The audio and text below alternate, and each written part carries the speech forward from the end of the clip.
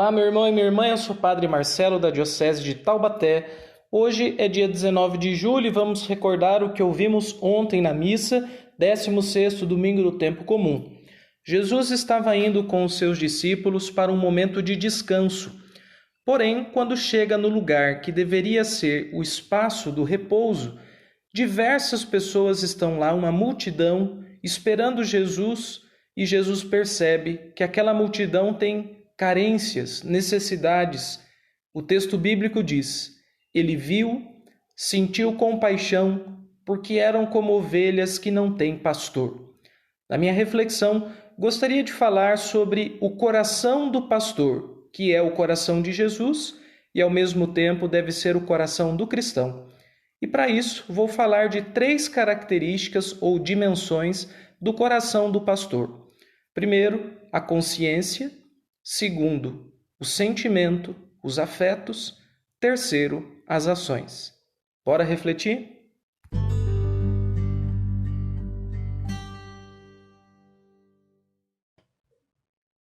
Quase no final do evangelho, do texto que ouvimos ontem, há uma frase assim: Jesus viu, moveu-se de compaixão ou sentiu compaixão, porque eram como ovelhas que não têm pastor, e começou então a ensinar-lhes muitas coisas. Então, essa frase é que faz brotar o esquema da minha reflexão. Viu, sentiu e começou a ensinar. Vamos lá. Primeira parte, Jesus viu a multidão. É a tomada de consciência da realidade, da existência daquelas pessoas, em primeiro lugar, e da condição de existência daquelas pessoas. Pessoas perdidas, pessoas sem saber o que fazer. Ali tinha gente de todos os tipos, mas especialmente os mais pobres, os mais necessitados, os pecadores, aqueles que a sociedade daquele tempo colocava de lado, que eram, sem dúvida alguma, o público majoritário de Jesus.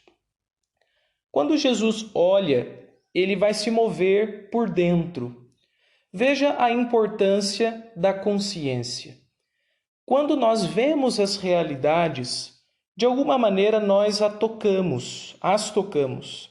Ou, dito em outros termos, a realidade nos toca, ela nos fere, ela nos corta.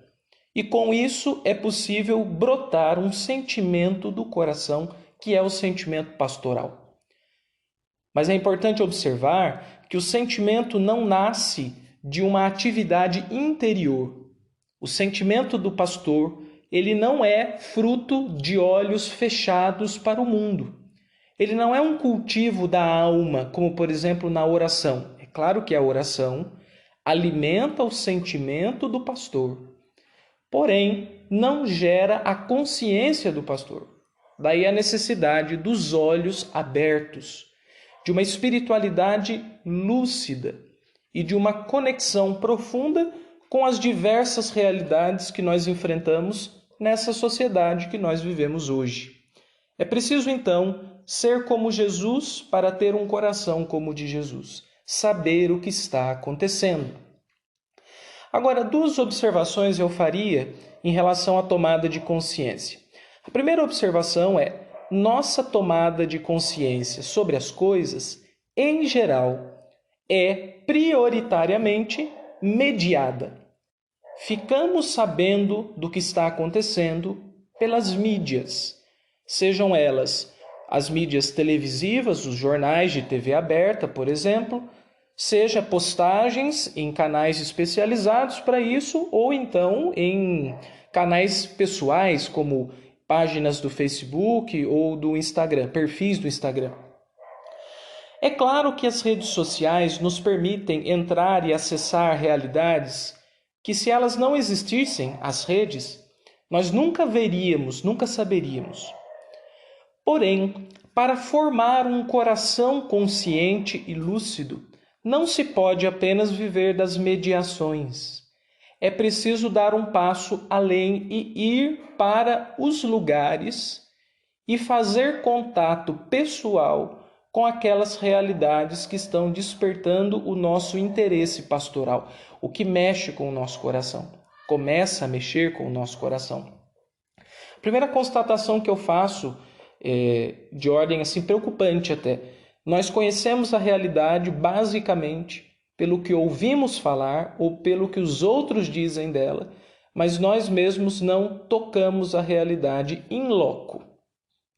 A segunda observação que eu faria, desdobrando essa primeira, é que é mais do que necessário que exercitemos uma presença nas realidades. É claro que o mundo é tão plural e os desafios são tão grandes que ninguém vai conseguir tocar todas as realidades e os problemas. Mas cada um de nós pode acessar um certo conjunto de problemáticas do mundo se tiver boa disposição para esse tipo de enfrentamento. É preciso ter um pouco de coragem e um certo ideal de mundo, de humanidade, de fé, que faz você desejar transformar o mundo, como Jesus também desejou trazer o reino de Deus. Seja feita a vossa vontade aqui na terra, como no céu. Então, nós desejamos que já agora o mundo seja marcado pela presença do reino de Deus, ainda que a gente saiba que esse mundo nunca vai ser perfeito. Mas isso não nos exime o fato de vivermos amarrados no limite, na imperfeição, não nos permite abandonar o trabalho do melhoramento do mundo.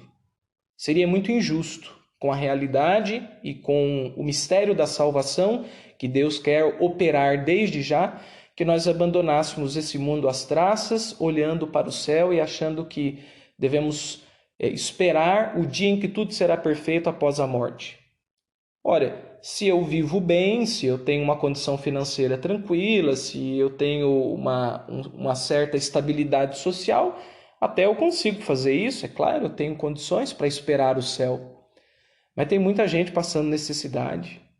E quando a gente se abstém de transformar as realidades, de trazer a elas o reino de Deus, de evangelizá-las, o que acontece é que muitas pessoas vão viver um inferno nessa vida sem precisar. Dai-lhes vós mesmos de comer, disse Jesus aos discípulos diante do povo que tinha fome.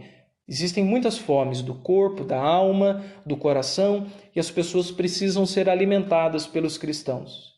Agora, como é que nós vamos transformar as realidades? Primeiro, conhecendo-as, indo a elas. Então, a primeira questão que eu ponho aqui para nós é: quais são as realidades que nós precisamos acessar mais hoje? Quais são as realidades, de modo mais próximo, que rodeiam você, como, por exemplo, a doença, a pobreza, a solidão? Quais são essas realidades que estão circundando a sua casa ou seu ambiente de trabalho e da qual, por alguma razão, você procura fugir dela? É importante que você a enfrente. É importante que você escute a realidade. É importante que a gente olhe para a dor do mundo. A dor de Deus é a dor do mundo. E se o mistério da cruz na história teve lá o seu ponto final com Jesus, na história de Jesus, na história do mundo e da igreja, o mistério da cruz prossegue. Jesus já não está mais na cruz, mas o mundo está crucificado. O pecado ainda está a bater pregos nas mãos do mundo. E nesse sentido, é necessária a ação do cristão lúcido, de olhos abertos, consciente, que é capaz de perceber as coisas e participar da dor da realidade. Parece um pouco mórbido, mas não é. Na verdade, é muito maduro, eu diria até muito adulto. Interessante pensar isso. O que define um adulto? Ora, muitas coisas, mas com certeza essa deve ser uma das marcas mais fortes de uma identidade adulta. A capacidade de sentir as realidades e a maturidade de se envolver com elas. Quem não se envolve com as realidades, quem não ajuda o mundo a ser um lugar melhor, quem não assume, por assim dizer, uma certa paternidade ou maternidade diante do sofrimento dos outros, que não tem nada a ver com ser meloso ou afetivo, mas tem a ver com ser efetivo, de fazer algo. essa pessoa talvez não tenha chego na sua adultez humana e cristã. Ela está apenas olhando para si mesma.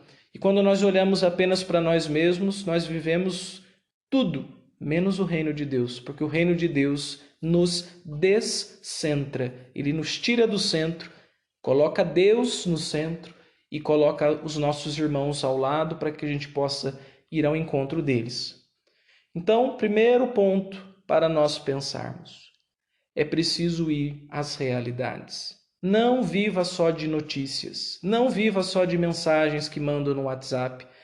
Conheça as coisas, vá ao mundo, escute as pessoas, frequente lugares que você pode se surpreender por ver outras perspectivas de realidade. Isso vai amadurecer muito o seu olhar e com isso você vai adquirir a consciência do pastor.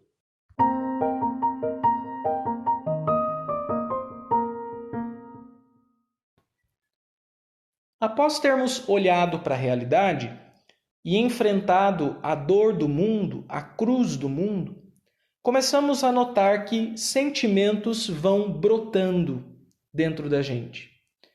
E, de modo geral, existem duas classes de sentimentos diante da realidade nem sempre fácil.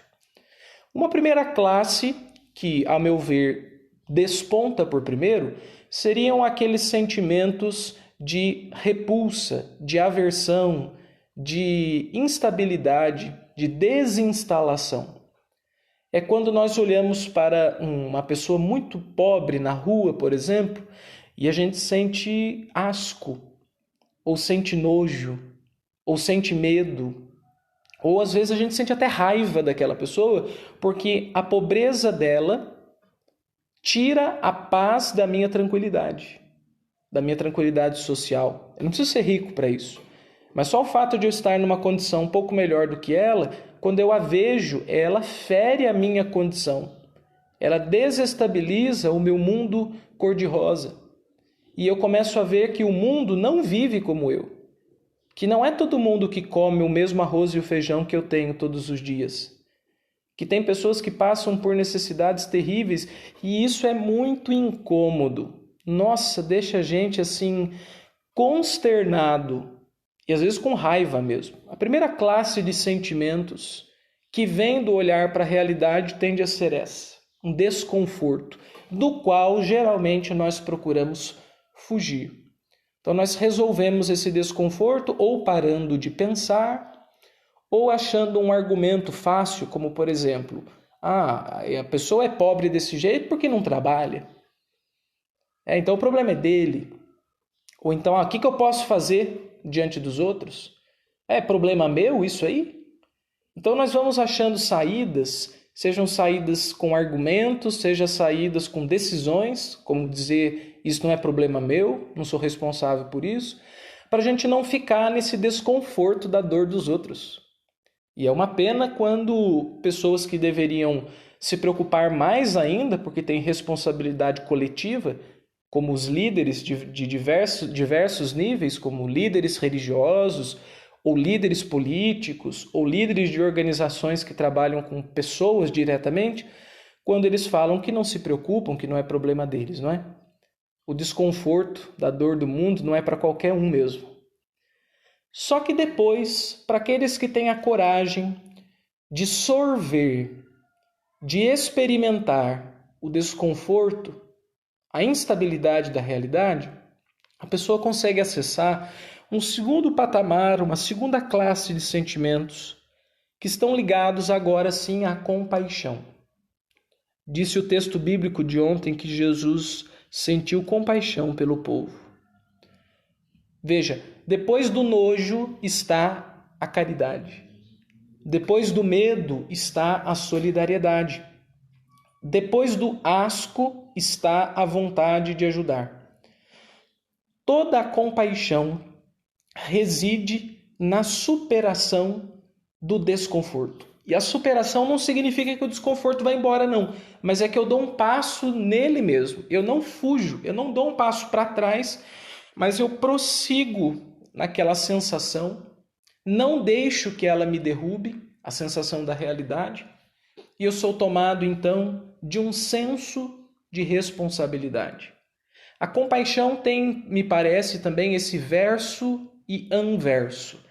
Ela é ao mesmo tempo uma comoção, uma sensibilidade, é quando o sentimento me toma, eu sinto a dor do outro, mais do que eu sei a dor do outro pela consciência, eu a experimento dentro de mim, por empatia. Isso é compaixão. Mas a compaixão também é uma vontade de ajudar, uma vontade de servir. Ela não é só um afeto diante do outro, mas ela é um ímpeto interior para ir ao encontro do outro. Esse é o verso e o anverso da compaixão, que nascem de um coração que decidiu se instalar no desconforto da realidade. Há um texto bíblico muito bonito que conta, que mostra muito brevemente, que quando Jesus foi crucificado, Maria, sua mãe, estava ao pé da cruz, aos pés da cruz. Inclusive, há um canto muito tradicional e antigo na igreja chamado Stabat Mater, que significa literalmente estava a mãe. E conta essa cena do Evangelho em que Maria permaneceu ali, junto a Jesus na cruz, em pé. E a tradição foi interpretando esse estar em pé aos pés da cruz como uma força de permanecer com Jesus até o fim. O coração do pastor nasce dessa força de permanecer em pé aos pés da cruz, como Maria fez. Não mais a cruz de Jesus, lá em Jerusalém, mas hoje a cruz de Jesus em tantas realidades de sofrimento. É claro, com isso eu não estou dizendo que a gente não tem o mistério da cruz que se renova sempre na celebração da missa, por exemplo. A missa é um lugar privilegiado de estar aos pés da cruz, para beber da salvação, etc. Mas assim, ficar indo à missa, rezar o tempo todo e se esquecer do mundo é uma falta de consciência cristã, é uma pobreza de vida espiritual terrível. É preciso estar aos pés da cruz do Senhor, no memorial da sua paixão e ressurreição, que é a missa, mas é preciso também estar aos pés da cruz do Senhor, que sofre em cada pessoa que sofre. Cada vez que fizestes isto a um desses pequeninos, disse Jesus, foi a mim mesmo que o fizestes. Tive fome e me deste de comer, tive sede e me deste de beber, estive nu e me vestiste. A dor do mundo é a dor do Senhor. E salvar o mundo de sua dor é continuar o mistério da redenção. E nós somos os responsáveis por isso, porém é preciso ter um coração de pastor. Envolver-se afetivamente com a realidade. Não fugir na primeira sensação de desconforto que a gente tem. Há um livro muito interessante, que não me recordo agora o nome do autor, se chama O Deserto da Filosofia.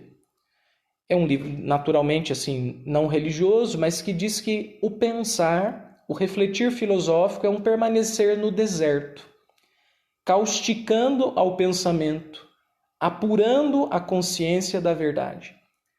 Ora, se a gente traduzisse isso em linguagem religiosa, a gente poderia dizer que a realidade também tem os seus desertos e que o cristão pastor, com o coração pastoral, que quer mudar o mundo, que quer ajudar Jesus no mistério da salvação, ele deve ser capaz de permanecer ali, na dor do mundo, no deserto, aos pés da cruz.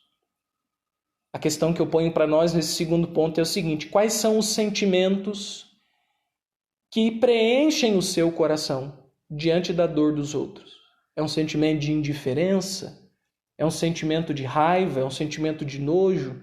Observe com muita honestidade o que você sente. E avalie esse sentimento à luz do sentimento de Jesus.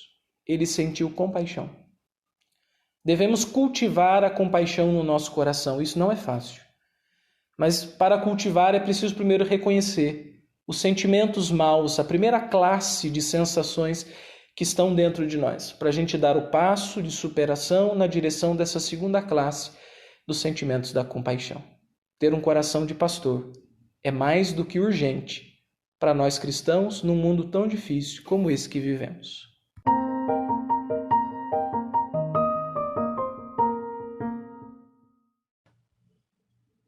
Por fim, uma terceira característica do pastor, do coração pastoral, é a ação. O texto diz que Jesus começou a ensinar muitas coisas. A primeira ação de Jesus, diante daquele povo que sofria, foi uma ação magistral. Ele usou da palavra, ele que é a palavra de Deus, usou da palavra para poder chegar ao coração daquele povo. Na semana que vem, na próxima missa, o texto continuará e nós veremos um relato da multiplicação dos pães. E esse relato prosseguirá essa ideia do ensino de Jesus, que vem acompanhado também de uma satisfação das necessidades básicas. Jesus alimenta com pão, mas ele também alimenta com a palavra. Mas o que eu gostaria de ressaltar aqui é: Jesus encontrou um primeiro agir diante daquela realidade que ele enfrentava. Todos nós também devemos procurar as nossas formas de agir diante da cruz do mundo. Há tantas pessoas como ovelhas que não têm pastor. São tantas as necessidades que uma ou algumas pessoas não são suficientes para dar conta de tudo. É preciso que o máximo de pessoas se engaje nesse trabalho, no trabalho de ser um coração de pastor, uma extensão do agir de Jesus no mundo. Mas essa extensão é muito concreta, é uma prática, é um fazer, não é apenas um sentir ou um pensar. Nós temos cristãos dos mais diversos perfis, né? E há muitas pessoas boas com uma consciência muito interessante, uma cabeça lúcida, sabem da realidade, conhecem bem a palavra de Deus, os ensinamentos da nossa fé, a nossa tradição, têm até sentimentos bons, mas não fazem muitas coisas. Que sensação horrorosa, a sensação de que a gente não consegue fazer nada pelo mundo. A gente não deve se contentar com apenas jogar para Deus todos os nossos boletos, não é mesmo? Temos problemas, temos as contas do sofrimento do mundo e jogamos todos os boletos para Deus para que Ele resolva. Deus precisa de nós, quis precisar de nós, nos chamou para ajudá-lo. É preciso então fazer algo, começar a fazer algo. Há um livro de um autor russo chamado Turgenev, chamado Diário de um Homem Supérfluo. Nesse livro, um rapaz por volta dos seus 30 anos está à beira da morte e decide então escrever um diário e nesse diário contar para si mesmo um pouco da sua própria vida, numa tentativa de fazer uma revisão e ver, enfim, o que foi isso, a minha vida. Num dado momento do texto ele vai dizer: eu fui um homem supérfluo. Eu, na minha própria vida e na vida das pessoas, não fui nada, não signifiquei nada, não marquei nada. O que eu sou? Sou um acessório, eu sou supérfluo. Veja que curioso o modo como ele encara a sua própria vida. É claro que o livro está inserido num contexto, numa sociedade, etc, etc. Mas o que eu gostaria de ressaltar é o seguinte: nós não devemos passar por essa vida na condição de supérfluos. É preciso ser algo para alguém. É preciso fazer algo por alguém. E marcar, nem que seja pouco, algumas realidades que nos estão à mão. Que seja a nossa família, que sejam os nossos colegas de trabalho, que sejam os nossos colegas de escola, mas a gente não deveria passar por essa vida sem deixar marcas de quem fez o bem.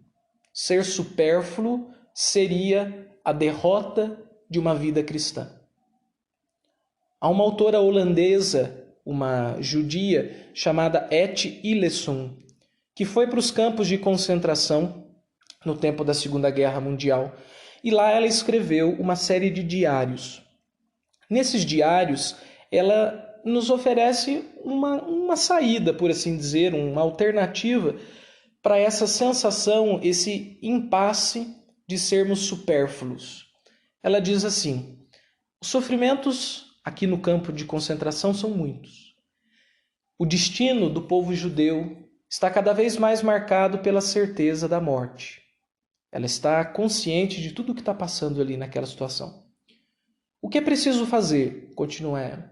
É preciso assumir a nossa parte, a nossa porção de responsabilidade diante do sofrimento coletivo. Olha que interessante, ela percebe que, mesmo não podendo fazer tudo por todos, ela pode assumir aquilo que é confiado a ela. E isso, é claro, tem que ser discernido, refletido. O que é confiado a mim? O que eu posso fazer? Quais as realidades eu posso atingir? E, diante disso, tomar o partido da responsabilidade. Essas pessoas que estão ao redor de mim foram me confiadas, vou fazer o meu melhor por elas. Eu pertenço a essa parcela do mundo, da sociedade, do mercado, da igreja. É a esta parcela que eu vou me dedicar. Essa é a minha porção de pessoas e de sofrimentos, de uma história coletiva de sofrimentos. E quando uma pessoa começa a exercer ações boas, no sentido de cuidar, favorecer, de tornar mais digna a vida dos outros, vemos ali uma ação hospitaleira, uma forma de cuidado, uma ação salvífica que tira a pessoa de um mundo tão hostil. E uma ação hospitaleira num mundo hostil não pode ser outra coisa, senão um sinal da presença do reino de Deus. Todas as pessoas que ajudam as outras e que procuram fazer algo pelas outras são um sinal vivo do reino de Deus no meio de nós. O salmo da missa de ontem dizia assim: o Senhor é o pastor que me conduz, felicidade e todo bem hão de seguir-me. Se o Senhor me conduz, as coisas que eu preciso para uma vida digna virão.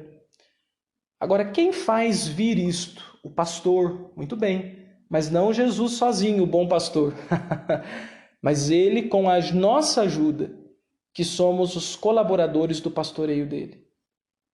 Se nós fazemos o bem, somos a resposta de Deus diante do sofrimento de tantas pessoas.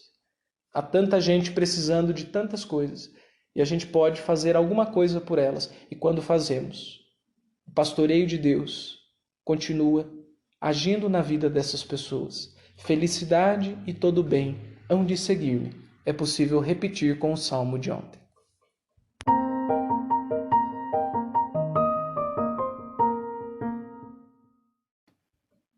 Muito bem, meus irmãos, estamos começando mais uma semana e eu gostaria de propor o seguinte exercício para vocês. Um exercício relativamente simples e que eu espero seja bastante interessante. Eu acredito que boa parte de nós aqui, pelo menos algumas vezes na semana, com todos os cuidados desse tempo de pandemia, precisamos sair ou para resolver uma ou outra coisa no centro da cidade, ou então simplesmente para fazermos uma caminhada e esticarmos um pouco o corpo. Quando você sair de casa durante essa semana, seja a trabalho, seja simplesmente por uma atividade lúdica ou de cuidado físico, procure observar com olhos muito atentos a realidade que circunda a sua vida. Observe as pessoas.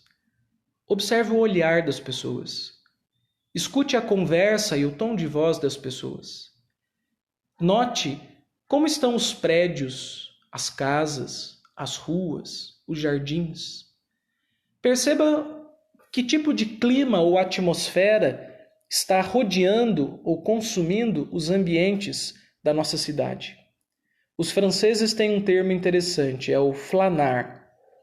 Flâner, que já é uma tradução, significa basicamente você andar pelas ruas, meio a esmo, e através desse caminhar físico, também fazer um caminhar mental, em que você, observando as coisas com bastante sensibilidade e atenção, sem ficar interpretando ou dando respostas para tudo que você vê, mas apenas acolhendo a realidade, você vai construindo dentro de você um olhar, um mapa da cidade, um mapa das realidades, que te permite depois pensar a vida como ela é.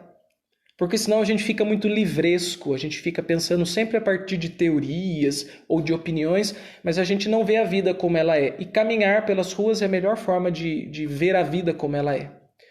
Então, qual é o exercício para essa semana? Quando você sair de casa, numa caminhada, de onde você sair até onde você chegar, esteja muito atento a tudo que se passa. Observe tudo com a sensibilidade maior, ative o máximo da sua percepção e deixe que o mundo invada o seu coração. Note quais são os sentimentos que vão ser despertados em você. Vai vir de tudo, desde a gratidão por um jardim bem cuidado, até o desgosto por um lugar horrível, uma habitação insalubre e por pessoas completamente perdidas, vagando pelas nossas estradas. Deixe que a dor do mundo seja a sua dor. Deixe que no seu coração desperte o sentimento da compaixão e deixe que isso, aos poucos, frutifique numa vontade de agir e de transformar o mundo um lugar melhor.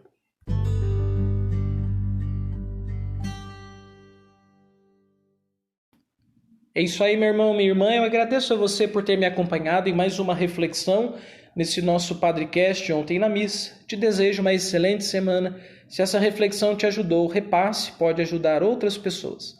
Deus abençoe, uma excelente semana e até segunda que vem com mais um Padrecast. Até logo, pessoal!